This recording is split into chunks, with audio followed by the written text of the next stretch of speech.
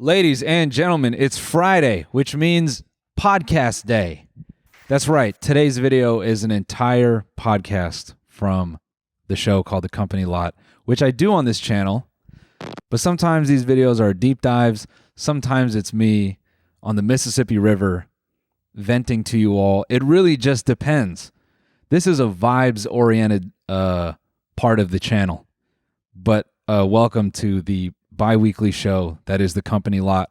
You can also get this on RSS feeds if you're so inclined.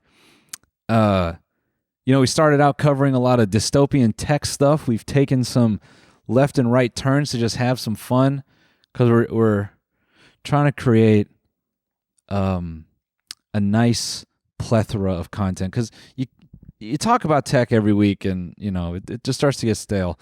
Now, I will say this. Top of the Wall Street Journal is an opinion column, The Lonely Grief of Losing a Childhood Friend, written by Ghislaine Maxwell.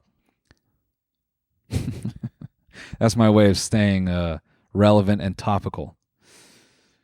Guys, the list is fake. It doesn't exist. What a turn for the whole Epstein saga. It was the punchline for a lot of people's jokes. I have an Epstein joke that is floated around in my work.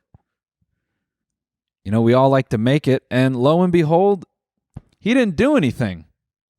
So we were wrong. We were wrong the whole time. He didn't do any of that stuff. That's what they told us. So the government said, hey, forget about it.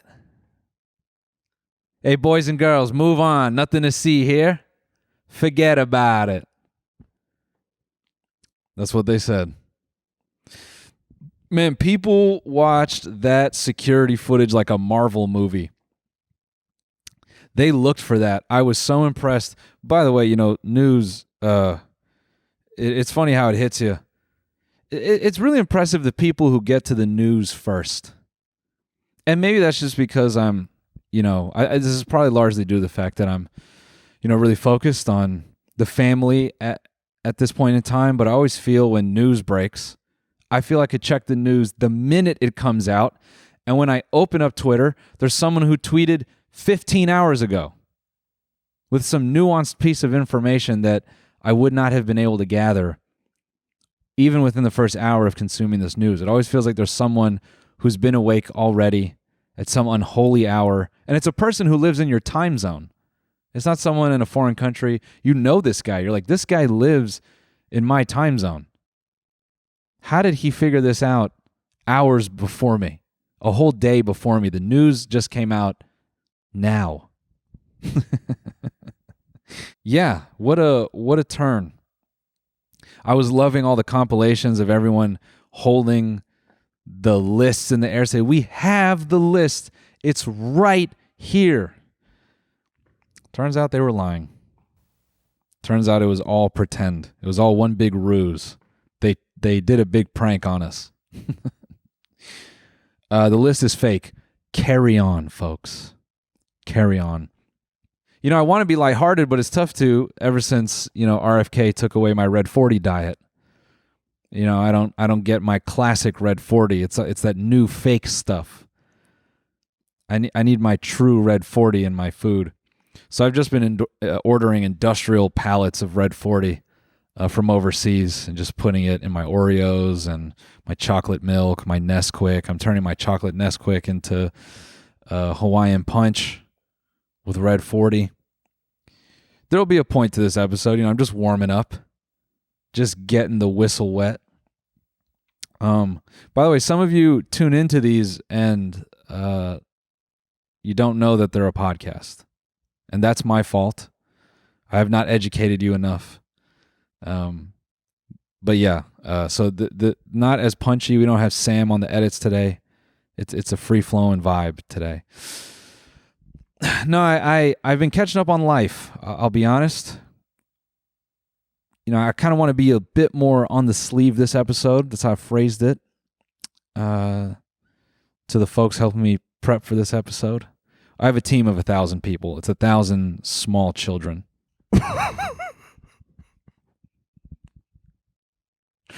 It's not cool to laugh at your own shit, but I, my entire career, have done myself the service of always being alone when I make this type of media for the most part. You know, there were periods where we had people yucking along. Okay, actually, that's not true. We do have people yuck along at times, but more recently, I'm driving myself a little bit into insanity by being alone. Anyway, I've been trying to catch up on life. I've been a new father. I really have not slept well. This is the first week where I've slept a full 7 to 8 hours. My child, he learned how to sleep rather quickly. You know, we were sitting there and he went to sleep right away, and we thought, why the fuck didn't we do this sooner? He's great. He sleeps in his own bed. You know, I have CCTV operations on him. You know, I've got 4 cameras. I've got a guard. He gets meals 3 times a day. He gets rec room for 1 hour. It's awesome getting to sleep. I am actually waking up at hours, and I have felt generally disconnected. I felt generally disconnected from things, despite me trying to keep up. So this past week, I must confess, I don't have a ton in the way of news because I've just actually, for the first time, I just tried to take a few days to focus on raising my family. And what I've realized is, that shit is boring. No, I love it, but it's a slower pace. It's a slower pace than sitting after, a double shot of espresso, refreshing your screen, and it's like the government's collapsing. You just said something online that pissed off some people. A teenager makes $50 billion from crypto. What the fuck are you doing with your life? News like that. Josh Richards teams up with Sketch to make first Lunchables with horse meat, stuff like that. That's in the news. And it's just being rammed into your brain. And then, then you have your local stories, now that I'm a bit older, is say, hey, you remember such and such? Yeah, what happened to him? They died from heroin. And you're doing all that while playing Balatro on your laptop. And you've got your screen maxing. You have your son on a security camera. You've got Balatro on your laptop. And then you're answering emails. And then when you slow down and you're like, let me focus on my family, you don't have any of that stuff. And you're sitting there and your son is looking at you and he's learning to babble and he's learning to talk, and all you're thinking is, God, I want to be on X right now. I just want to be browsing.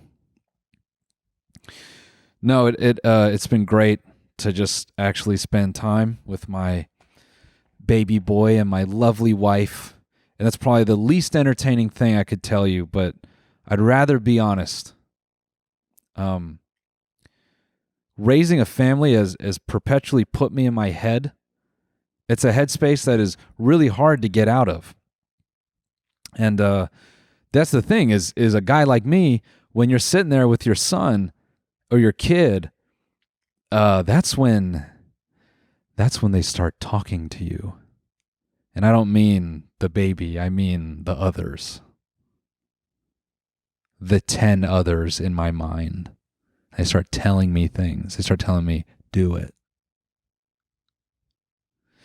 And you start reflecting and you think about all these aspects of your life. It's made me realize things. It's made me realize that, one, a phrase that I don't like. I've sat down and I thought, because I'll have these crazy thoughts, and then I'll have friends go, yeah, it's going to be okay. It's going to be okay. And don't you hate that phrase? It's going to be okay. Because, yeah, sure, it will be. But fuck you.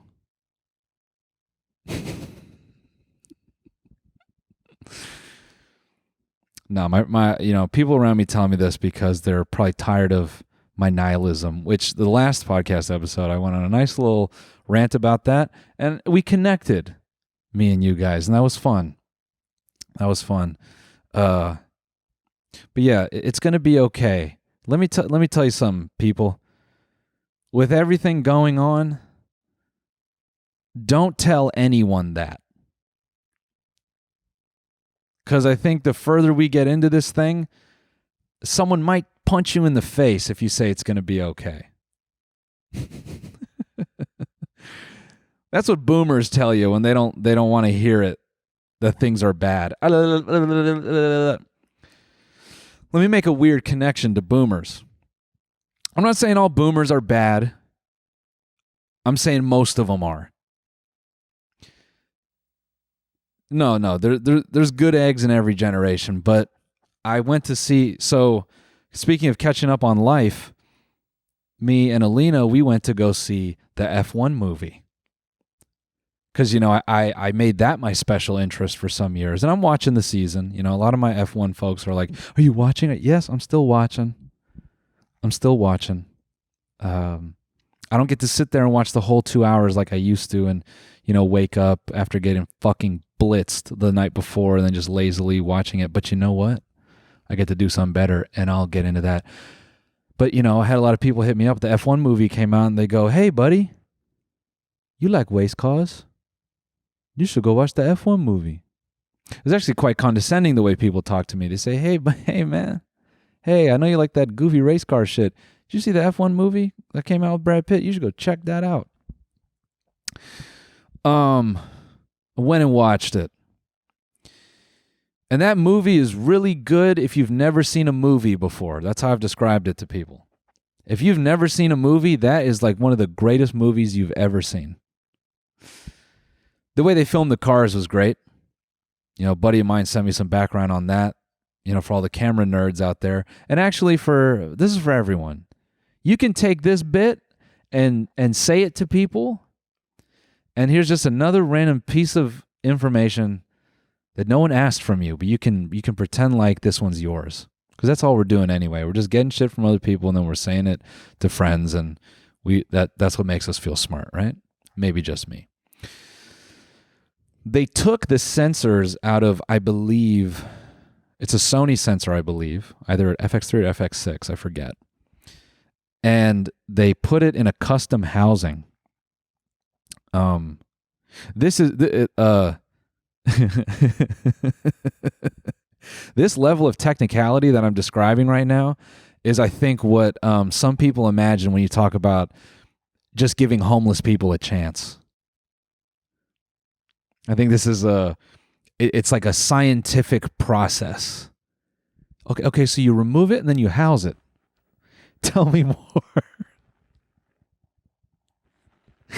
So they take this sensor, and if you don't know cameras, you don't give a shit, because I guess we're on our anti-intellectualism shit, gang. That's what everybody says, right? This is the age of anti-intellectualism. Within your cameras, there's a sensor that captures the information from the photo, and it's doing the work of getting what is out in the world and helping it become a dick pic. They take this sensor, they put it in a custom housing, and then they are recording what the sensor is capturing to a separate, I'm just going to call it a hard drive, for the sake of simplicity. They're just recording it to external storage, and they put these things on the cars. And so if you go watch the Formula One movie, whenever the cameras pivot on the cars, that is real. That's not VFX. There's other stuff that's VFX, but the VFX artists on this movie did a great job. No love for Brad Pitt's feet, though. No fakery there, and I respect that. Brad Pitt, that's what I'm going to call him. Brad Pitt. Guys, my brain is merging words. It's not good. It's really not good. This has started in the last month. I might be having dementia. I might be having myself a little dementia in real time, on camera. Huh? How's that for us? Hey guys, I want to take a quick break to thank a sponsor of today's episode, DraftKings. Join the fun on DraftKings Casino, ranked the #1 online casino experience. They've got everything you've been searching for. Thousands of exciting games, huge jackpots, exclusive offers, and more. DraftKings Casinos created a new era of many's favorite casino games: blackjack, roulette, slots, live dealer, and more. The app creates flexibility on the go or on your couch. Be the pit boss from your phone wherever online gambling is legal. New players get 10-day welcome offer, 500 spins on Huff and More Puff when you play just $5 to start. Download the DraftKings Casino app, sign up with the code COMPANY, and spin your favorite slots. The crown is yours. Gambling problem? Call 1-800-GAMBLER. In Connecticut, help is available for problem gambling. Call 888-789-7777 or visit ccpg.org. Please play responsibly. 21 plus, physically present in Connecticut, Michigan, New Jersey, Pennsylvania, West Virginia only. Void in Ontario. Eligibility restrictions apply. New customers only. Non-withdrawable casino spins issued as 50 spins per day for 10 days.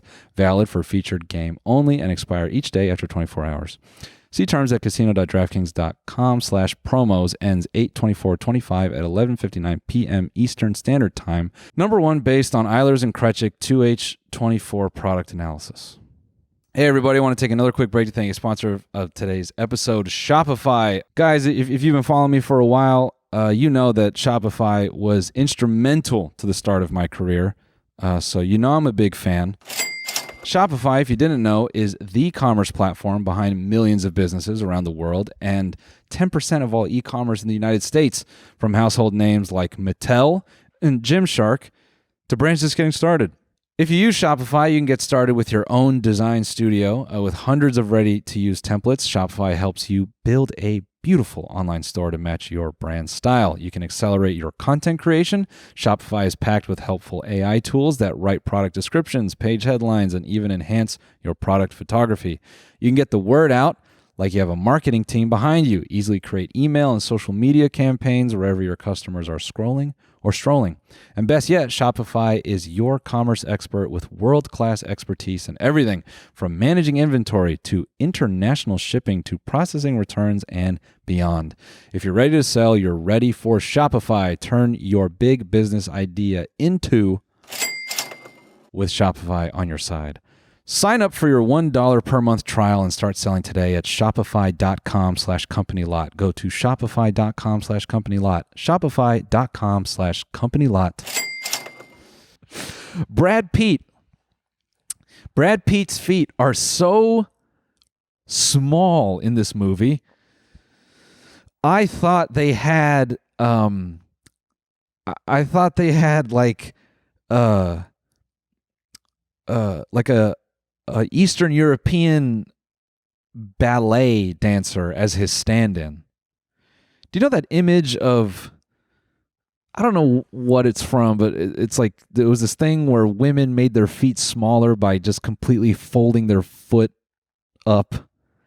It's that image where the lady like turned her foot into like a triangle. That's how his feet looked. His feet were so small that I had to ask Alina. I said, how tall is that dude? So she looked it up, and Brad Pitt's feet. He is just a mere 5'11". And honestly, I thought he was taller. So this gave me hope. Gave me hope that I one day could be in the F1 movie. So he's a size 9, I guess. And I've known some tall dudes with a size 9. It was very jarring to see his foot, his size 9 foot. And I had a lot of respect for the fact that The director goes, because the director sat down and watched the edit, and when his seemingly child-sized foot hit the screen, the director goes, keep it. It's going to make him relatable. It's going to make people think that there's something relatable about this character. Brad Pitt will be transformed because there will be many small... You know why they did this? Because men who like Formula One generally have small feet. And they could see themselves as Brad Pitt, just getting a chance. Getting a chance in the driver's seat. Actually, it's not true. I think most Formula One fans were like, it was pretty good. I don't think they loved it. Anyways, how does this relate to boomers? More interestingly than the movie itself, in front of me in the movie theater were 2 rows, not exaggerating, 2 rows, 6 by 6. Is that right? No. 6 by 2 is the arrangement. It was a gaggle of boomers. What's a term for like a bunch of zebra that are running before getting murdered? It was that, but boomers. And they were out for a night on the town, and they were there for the F1 movie. Now, very distinctly, the wives, very excited. I got a peek into the broad spectrum of people that Brad Pitt attracts. I don't know any young woman that thinks Brad Pitt's attractive. Personally, I don't. Maybe that's some of you in the comments. You can let me know. McConaughey, I think he's more... They're of the same era, but I think McConaughey is broader reaching. No pun intended. Brad Pitt, I only know as being attractive to moms now. And maybe women, my age, which would be 16, so I guess young people. It's these 2 rows of boomers, and the wives are huddled up, and oh my God, their mouths are salivating. They don't even have to chew their popcorn. They are so thirsty for Brad to hit the screen. They're tucking their legs together. They're doing whispers to each other. They cannot, they're beside themselves. We start to go through the IMAX sequence that lets you know the movie's about to start. They are screaming. Woo! They can't help themselves. They know Brad's coming. Oh my God, they know he's coming. The movie... very aptly, apt, is that the right word to use here? Let me look. I don't know if apt is the word. In a manner that is appropriate or suitable in the circumstance. No, that's not the word. The movie very smartly puts Brad Pitt shirtless in the first hour. And oh my God, when his skin hit the screen, these boomer women, the last few pumps of the Ambien and wine hit the bloodstream, and they are yelling. They are beside themselves. And here's what's great. They burned themselves out screaming at the screen for the first hour. They fell asleep for the last 2. So you didn't fucking hear anything from these people after the first hour. They saw Brad naked a couple times. They lost their noodles, and then their heads did this. They just went.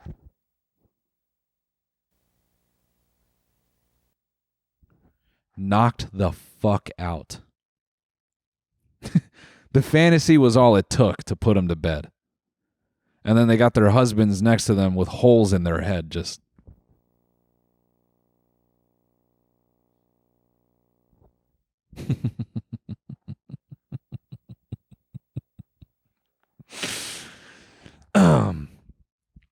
Let's talk about boomers, though. There was some pretty entitled shit going on before the movie rolled, I'll tell you that. You know, when you buy tickets on AMC, you pick your seats. You know that. You go on the computer and you pick your seats, right? Now, I don't know if these particular boomers did that. I don't know if their children did that or a grandchild did it for them and they shipped them off because they're tired of listening to them talk, so they sent them away. At the beginning of the movie, during the pre-roll credits, while the lights are on, this is before the ad as the lights are still on, these boomers keep turning around and audibly at about this volume saying, "We're going to try to get some seats up there. Yeah, we should, we're just going to wait and then we're going to move."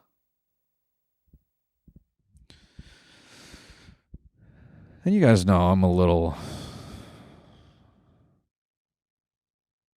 So I'm sitting there watching them, and they keep spinning their heads around looking to see if any seats are going to be empty so that they can just go to the top of the theater and take those seats.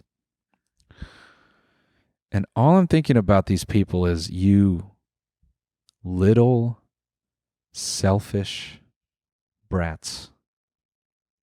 When you went to the website, you chose your seats. You know where the fuck you're sitting, number one. Number two, you know this is a full theater. Here's another great moment. As they're cranking their heads around to look up into the theater to the seats that they're going to take, these two young guys walk in.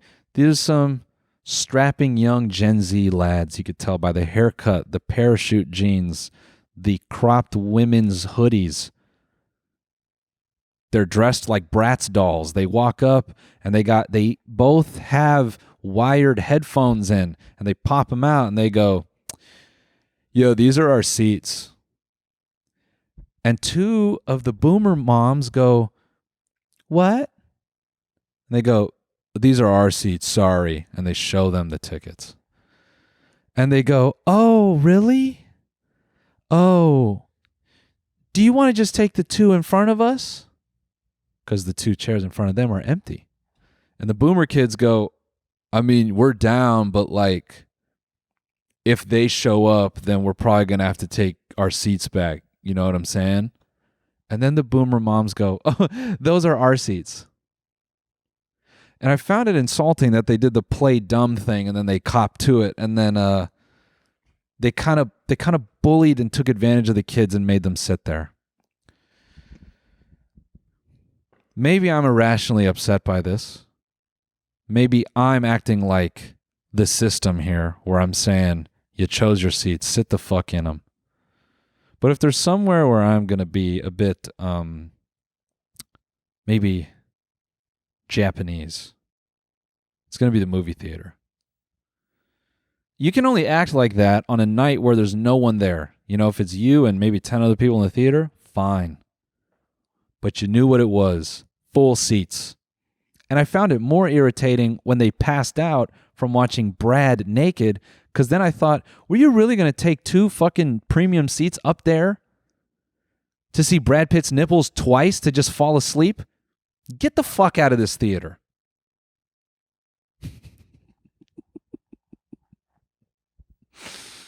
Pissed me off, man. Pissed me off. If you couldn't tell. Yeah, so movie overall was cool. I'm also caught up on The Rehearsal by Nathan Fielder. Fantastic stuff. Took me a while. Yes, I know. Took me a while. But your boy went raw. So, it was some time. It's a really insane experience. It's a really insane experience. I don't know. Now that I'm becoming a father, it's weird to read news. It's weird to be driving down the street and my son is in the back of the car going, blah, blah, blah, and I'm kind of just trying to talk to him about the world and stuff. And I'm trying to drive and I'm just opening my phone and it's like, Diddy acquitted on 3 of the 5 charges. And then I just, I just have to like bank that for the next time I have a conversation with Alina that's not about raising a child. So it's just a weird headspace to be in, because then you just have all this like shit in your mind, and you gotta be present for your baby.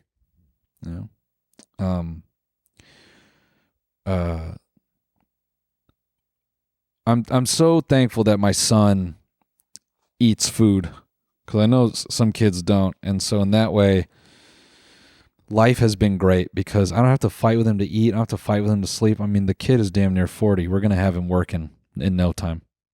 In no time, he's going to have a job. I guess it would be a good time to get into some actual things, the back half of the show.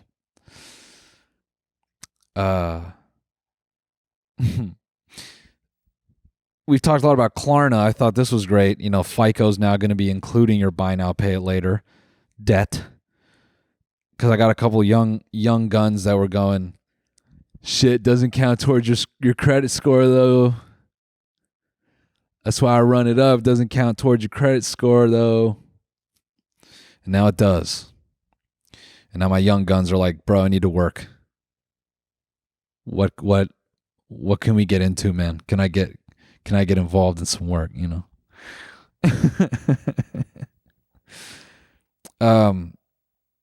So, I say that as like a who gives a shit, because if you play your cards right, folks, I mean, money might not be a thing, Let's just see if it ends up being something. We'll see if money ever has, it might just go away for all of our sakes. It might just disappear.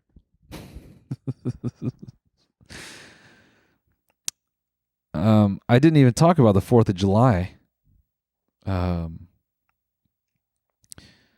It was weird because my, now everything revolves around my baby boy naturally.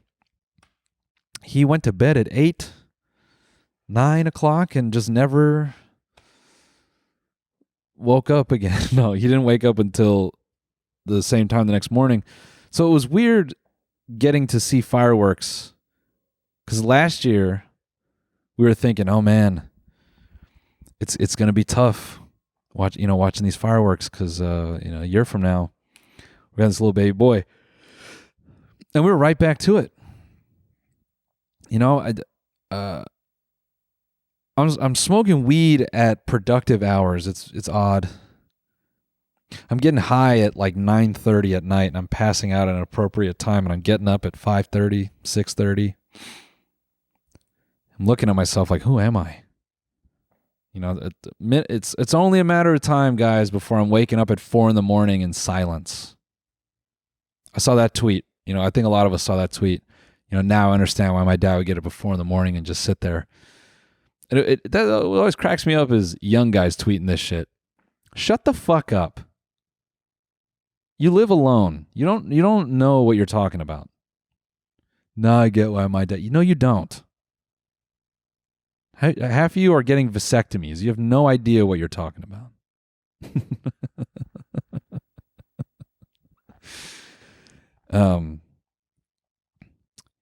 Yeah. Been thinking about what sport I want to put my son in, what amount of CTE I think I want him to have. Maybe I have him play football, stuff like that. I'm looking at this Zuckerberg video of his 4th of July with Lynn. Excuse me. Sorry, guys, hard cut. I was just looking at Zuckerberg's 4th of July Instagram video. You can just run it casually. This does not require frame-by-frame commentary. Well, that's fun, right? This is a fun. If you haven't seen it, it's a video in reverse of Zuckerberg and some other people who I assume probably have importance to people. I don't know who these people are. they're coming out of the water and he's pretending to be Captain America.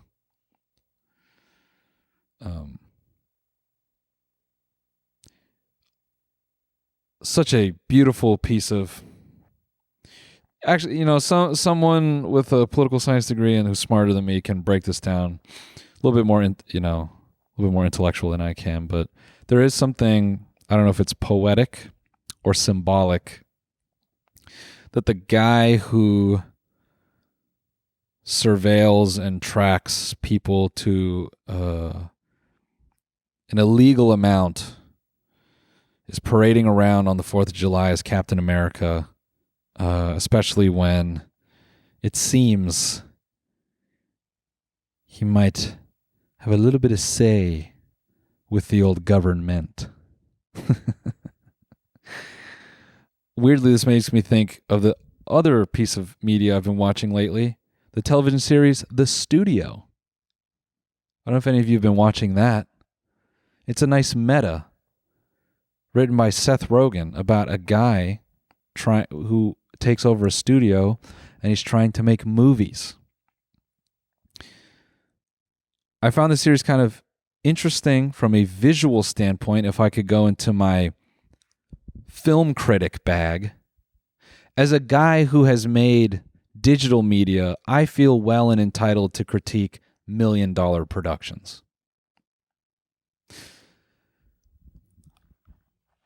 This isn't really a critique. Something I thought, whether intentional or not, thought it was kind of cool how this series, it's trying to highlight the transition and the change of old Hollywood to this new digital era, and how going to the movie theater doesn't matter, blah, blah, blah.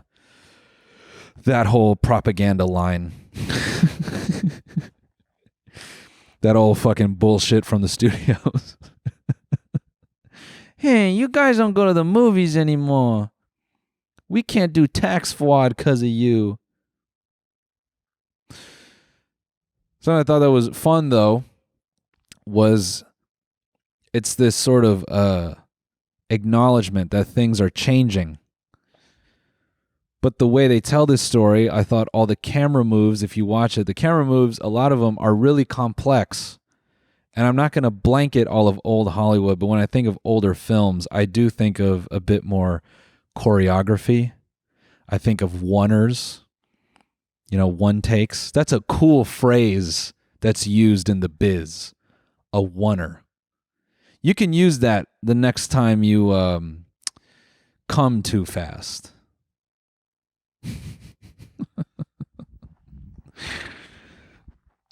I liked how it kind of had this this method of storytelling that felt a bit older, because I've said at length, new movies and stuff, they're shot like commercials. They're shot and designed to be put through a factory. Everyone's favorite phrase, the Mr. Beastification of film. That's a lot of movies, a lot of TV and film now, where they can film it so that they can have entire characters erased. Hey, this market doesn't really resonate with this particular skin tone. Can we completely eliminate this character from the media? I'm looking at you, advertisers. So what I liked about this or the series, The Studio, is it's a lot of one takes. It's from the perspective of a single camera with seemingly no cuts. Obviously there are cuts, but there are a lot of long, drawn-out shots that feel a bit maybe old school. And the majority of the story is told this way. And I like the framing of conversations where it's just two people in a shot and it's not over the shoulder, over the shoulder, over the shoulder. It's not designed to keep you engaged and whatever. So in that way, I felt I was able to immerse in the world a little bit more. I liked that. So if you haven't watched The Studio and maybe you don't care about how a movie is made, this one as a show, just purely humor-wise, I think it's got some redeeming moments. It's got a really great scene where someone dies, and that's all I'm going to tell you. And it's really funny. One of the funnier TV deaths I've seen in a bit. I liked it a lot. You know, I have resisted Love Island. I've resisted it, so I have nothing to say about that. But you know, it's about to end this Sunday, so maybe I binge it by Sunday. Maybe I just binge an entire, you know. It is funny how everyone on the show that I've heard, you know, I've seen a lot of people digging up these guys' Instagram pasts and how a lot of them are very online. And the mystique of the show is a little bit broken because everyone feels that everyone's on there knowing that they can be famous. And they're it's part of the plan. Whereas back in the day, only a couple people were thinking like that. So they're going to have to innovate the show, I think. How could you innovate Love Island? Because everyone's, you know, I'll tell you what, this Love Island has the level of sex as season 1. Everyone was freaking out about them being nasty. I was seeing images of that dude's alien feet. I don't even know who it is. I just know his feet were doing this. Because I guess he was getting his wiener sucked. And that's the type of shit they were doing on season 1. Season 1 of Love Island, this dude picks his lady, and everyone in the room is going, because they're sleeping side by side, and they go, hey, bud, we can hear what you guys are doing. And he basically says, close your eyes, cover your ears. And he just mashes her. Right there. Not like trying to be secret about it. I did see the screenshot of the dude saying, bite him. I think he's talking about his balls. Bravery. Bite my nuts on national television. The experiment is up. I don't know how you innovate this show. It's definitely ran its course as far as being a billboard for clothing and all that stuff. I mean, actually, what am I saying? People will line up to be on this show until the end of time. It's going to be one of the things that outlives standard media. Storytelling, who gives a shit?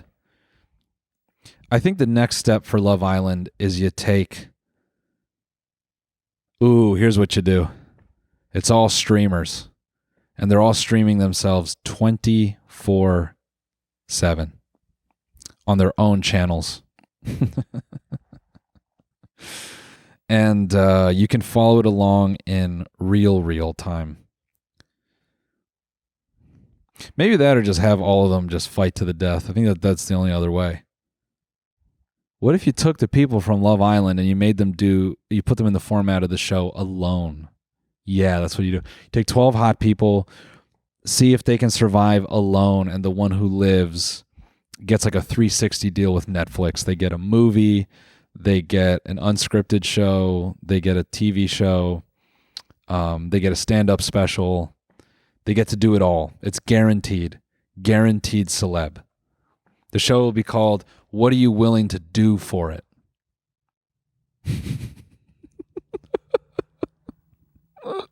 Hey, everybody. Want to give another quick shout out to another sponsor of today's episode, MudWTR. You know, folks, sometimes, my days, they can be long, 12 hours, 14 hours, and I'll need a refresher, and I'll go to the MudWTR to give me a natural pickup. Because, summer's officially here, which means longer days, warmer vibes and plenty of iced drinks to keep things cool. And if you're like me, this is the time to refresh your routine and ditch anything that's not serving you. That might even include a jittery cup of coffee. MudWTR is great because it's not typical brew. This stuff is packed with cacao, chai, turmeric, and for the science guys out there, adaptogenic mushrooms for a smooth, focused energy without the crash. Every single ingredient in MudWTR's products are 100% USDA certified organic, non-GMO, gluten-free, vegan, and kosher. There's also zero sugar and no sweeteners added. And if you're more of a matcha person, their matcha starter kit is a total summer vibe. Light, crisp, and just the right kind of calm energy. Simply drop the powder into your favorite mug, pour some water on it, and give it a mix. Whether you're heading to the beach, working from the porch, or just trying to survive the heat with your sanity intact, MudWTR has your back. So trade in the coffee jitters for something cooler. Try it today and save big. Our listeners get up to 43% off their entire order, free shipping, and a free rechargeable frother. Head to MudWTR.com and use the code LOT at checkout. And now MudWTR is available at Target and Sprouts locations across the United States. So it's never been easier to grab a cup of this friendly pick-me-up. Ready to make the switch to cleaner energy? Head to MudWTR.com and grab your starter kit today. Right now, our listeners get an exclusive deal, up to 43% off your entire order, plus free shipping and a free rechargeable frother when you use the code LOT. That's right, up to 43% off with code LOT at MudWTR.com. After you buy it, they're going to ask how you found them and let them know we sent you. Keep your energy natural and refreshing all year long with MudWTR, because life's too short for anything less than clean, delicious energy. That's up to 43% off with the code LOT. Ladies and gentlemen, I want to take a final break to thank a sponsor of today's episode, Raycon. Summer is here, and that means more light, warmer weather, and spending lots of time out and about, enjoying every moment from sun up to sundown. But we all need a sidekick who can keep up so we can enjoy our favorite music, podcasts, and calls in crystal clear sound all day long. And for me, that sidekick is the Everyday Earbuds by Raycon. Raycon's Everyday Earbuds are the perfect summer accessory, whether you're going hard at the gym, enjoying the sun and taking those work calls outside, or jamming out while barbecuing to your favorite tunes. Enjoy premium audio that goes where you do. Raycon's latest model is better than ever with a 32-hour battery life and multi-point connectivity that lets you pair with two devices at once. Speaking of battery, with Raycon's quick charge function, just 10 minutes of charging yields 90 minutes of battery. These earbuds also come with active noise cancellation, something difficult to find at such an accessible price point. Raycons start at just half the price of other premium audio brands, and Raycon's Everyday Earbuds come in a spectrum of vibrant colors to match your summer vibe. My personal favorite color is the carbon black. My everyday earbuds are great. I pop them in when I'm hitting the old workout at home, when I'm doing those sweaty, nasty push-ups out there in the blazing hot sun. It's great. You know what else is great about Raycon is they offer a 30-day happiness guarantee return policy, no questions asked. So go to buyraycon.com/lot to get 15% off Raycon's best-selling everyday earbuds.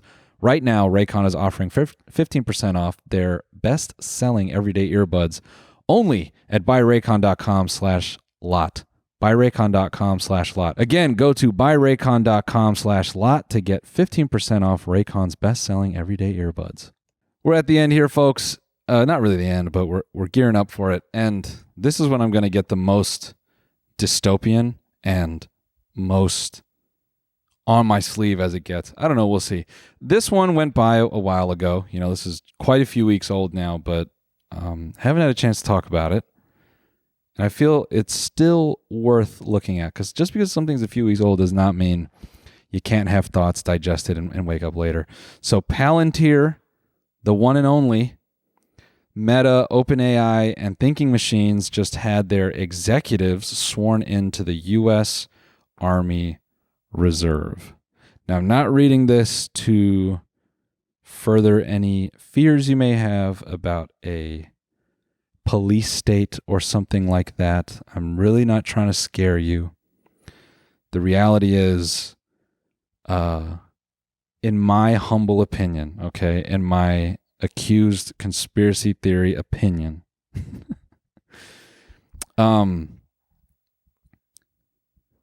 if you've been listening to this show for a while, you know that we have a particular Bible that spawned the whole start of this show, which is surveillance capitalism. But in that book, Shoshana, the author, talks about how very early on, Google had established relationships with three-letter agencies.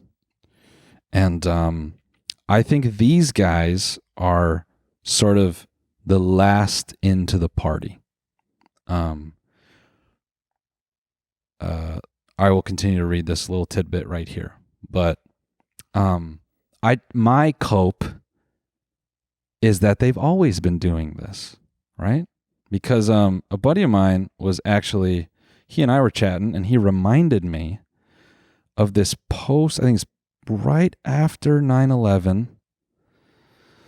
What was this act called? Hold on. So it started as the Information Awareness Office, and it was established by DARPA, the Defense Advanced Research Projects Agency, in 2002, January. They focused on applying surveillance and information technology to track and monitor terrorists and other asymmetric threats to, quote, U.S. national security by achieving total information awareness. The Information Awareness Office is described on Wikipedia as it was achieved by creating enormous computer databases to gather and store personal information of everyone in the United States, including personal emails, social networks, credit card records, phone calls, medical records, et cetera, et cetera. So it's my understanding that this had some backlash. I'm not quoting this directly from the article. I'm just working off of my small little fucking pea brain. I believe there was some backlash, and then I think it was rebranded. Or no. Total Information Awareness was a mass detection program by the United States, and then I think it was started by the government, and then it was given to DARPA. I think, if I understand that right. Someone else smarter than me could correct that. But this was, as they state here, was based on the concept of predictive policing. So essentially, they were crunching data about people in order to, quote, anticipate and prevent terrorist threats. I think this tees up nicely with the Patriot Act, stuff like that. So these guys being sworn in is not fun news. However, the grim doomer cope. I'm not saying that it's right, guys. I'm just saying, if it adds any bit of solace or a little bit of peace of mind, if you can, I'm not promoting subservience to this nasty little technology marionette. I'm just trying to maybe give you a little bit of a break and say, they've always been doing it. I think. I can't say they have for sure, but I have a feeling they've been doing it. So these guys are being sworn in. Now, let's get to the meat and potatoes of the actual article. 4 top tech executives have joined the U.S. Army Reserve as lieutenant colonels, skipping basic training because we know that part right there is such a funny way to let you know who the fuck they're swearing in. We know these tech executives could not get through basic. We know that for sure. We know the push-up form is atrocious. We know it's bad. They're stepping directly into roles aimed at helping modernize the military. The initiative is part of a broader push by the Army to bring in private sector innovation and reshape how the service approaches technology, talent, and modernization. I know that this sentence has nothing to do with what I just said, but this is where I'll put my tinfoil fitted hat on. I think them being sworn in might be a way to get a little, a little bit of blood in the game, where it's like, hey, bro, you're sworn in. Y'all gonna do some spying for real, okay? All right, we're going to say you're here to help modernize the military, but you're going to tell us how we look at people. That's what you're going to do. I think all of us know that. The executives, Palantir Chief Technology Officer, here's what's great. I was about to do the thing where you go, who gives a shit who these people are? And I think that's the problem. That's how they get away with this stuff. No one cares. No one cares who the CTO is of Palantir because it's a name that they won't remember and you won't make any connection to it. But for the sake of the show, why don't we name him? Shyam Sankar, the CTO at Meta, Andrew Bosworth, and the OpenAI Chief Product Officer, Kevin Whale, an advisor to Thinking Machines Lab, and a former OpenAI Chief Research Officer, Bob McGrew, not to be confused with McGraw on your textbooks. By the way, school will not exist in 5 years.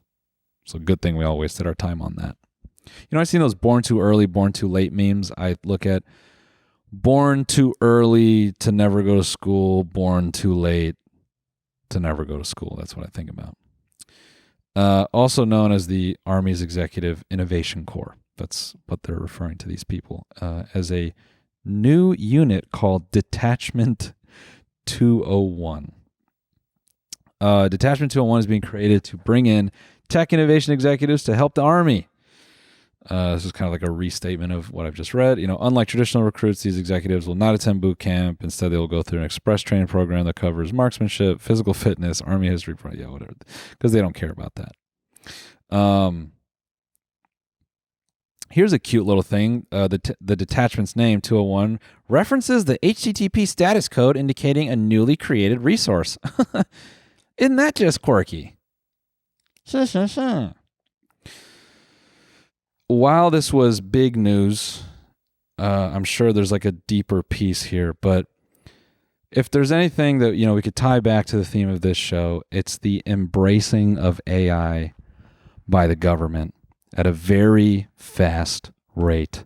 RFK back in January was, because I saw someone talking about how rural hospitals are being shut down, and part of this nasty, big, beautiful bill is 50 or 25 billion to basically, let me look it up. The one big, beautiful bill, I hate that they prefix it with one big, beautiful bill. 50 billion for rural healthcare. And people are saying, well, that's a bit contradictory because a lot of money that was going to rural healthcare is being shut down. I think RFK in January was signaling, a lot of interest. He had that whole thing where he goes, AI is as good as a doctor rating or whatever the hell. I really got to work on that. I can't nail that one. But he, in January was basically saying, AI does pretty much as good of a job as a doctor. And if I had to take a guess, I think a lot of the rural health care is going to be chewed up and turned into, it's going to be like, here's what healthcare in Missouri and Iowa and Nebraska and the Dakotas, this is what it's going to look like. You fell off the forklift at work. You guys are fucking around. You fell off the forklift. Your hip is broken. You get in your buddy's last of a dying breed. He has one of the last few V8 Toyota Tundras in the city. They throw you in the truck bed. You're holding your hip and you're going, fuck, man. He's taking you to the new hospital you've heard all about. And the new hospital is actually the old Wendy's. It was a classic Wendy's from the 80s. It had an indoor ball pit. It had a sunroom. It looks exactly the same. It's that. But you go in, and it's a bunch of virtual kiosks. It's just a bunch of Samsung TVs on stands, and you walk in, and you got your busted hip, and each of them has a VR doctor, and they all illuminate when you walk in the room, and you hear 6 voices off time from each other saying the same phrase. Hi, how can I help you today? They all echo amongst each other. They're all different looks. So naturally, you pick the hottest one. You're like, well, if I'm doing this, I'm going to the hot doctor. And you go to the hot doctor, and they go, how can I help you today? And you go, fuck, doc, my hip. And then you stand sideways, and a Chat GPT driven camera scans your hip. It does a X-ray scan of your ass. And then it just gives you two options: insurance, no insurance. You select which one is applicable to you. If no insurance, you just you bleed out in the parking lot. Insurance, you can pay $15,000 to go to a big city to get your hip fixed. And that's going to be the new hospitals in Missouri. I'm trying to be funny here, but I genuinely think that is the obvious way it's going. I think what's really weird to me is for years, government does not embrace technology. When you hear, because I had buddies that worked government jobs as developers. And sorry, that's a very vague statement. When I say government doesn't embrace technology, I just mean sort of your like local and municipal and like state level stuff. It takes a lot for them to embrace. Governments seem to embrace technology when they want to get more money from you from a parking meter, or they will renew a website so that you can pay tickets faster, but they won't innovate on other things because that's not a good use of their time. But I think the thing that's crazy to me is how quickly, and granted, this could be because all the tech boys are putting their money in the government's pockets, but the rush to embrace technology from the government side in a non-military way is really wild to me. Because with just based on what I know about Google and that the beginning era of Google, it kind of seemed like government used private sectors to get to things faster. They kind of throw some money at a private sector, and then the private sector kind of innovates for them and brings it back to them. But it feels as though very clearly when you get something like healthcare and you got the guy in the seat going like, let's use computers to replace people, it feels as though the natural time where a government would resist innovating, it feels, and this is just a feeling, okay? I want to caveat this is a feeling. It feels like they're seeing how they can just replace people, and they're like, let's do this now. And it feels much faster than I think, than how government has moved previously. So there's nothing really to feel better about there. I think it's just more I wanted to bring up. I think I'm a bit stunned. And I think the adoption of AI as like tools and devices, dude, so there's a place in LA that serves Chinese food. And the prices are really cheap. And I ate this food and I'm looking at what I spent on DoorDash. I'm like, these are 2020 prices. Why the fuck is it like that? And then Alina, she just casually goes, oh yeah, they use like a robot. I go, what? It's not a robot, but they use like a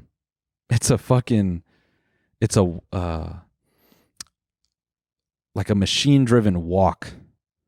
It is literally a tumble dry for Chinese food. You take all the ingredients, the sauce, whatever, you throw it in this thing, and the owners have this machine. It's an automated wok, and it cooks the food exactly the same every time. And what messed me up is that food was good. And so, I just kind of looked at that, and then I came across this, and I'm just thinking, oh boy, not only is it here, and then after that, like, after these experiences, I saw a couple of those little Coco robots. They were different versions. They were larger. They had names like Elmer or something. Ones that are like big enough that you got to push it over with two hands. It continues to blow my mind how AI felt so infant. Even 3 or 4 years ago, it felt infant. And I know that these companies have been working on AI for a while before all this, but the adoption is crazy. And even RFK talking about like, oh, I want everyone to have wearables. Which is good because that's what I want. I want the government to know when my glucose is low. But it just feels that we're coming around a corner a lot faster than any of us would have thought. So I think as I make media still, and as I make this show, I feel I would be remiss if I didn't underscore this damn near every time. Not to scare you, but I want you to have it in the side of your brain so you can make decisions for yourself, knowing that we're coming around a corner. And there's no prediction as to what it's going to be like. I'm just saying, keep an eye out and look out for you and yours, dude. All right? Don't let the doom scroll take you away from either what's important to you or maybe an opportunity. All right? Folks, I hope you had fun on this one.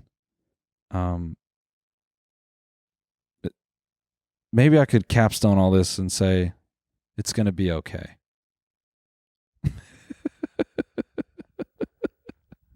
The end.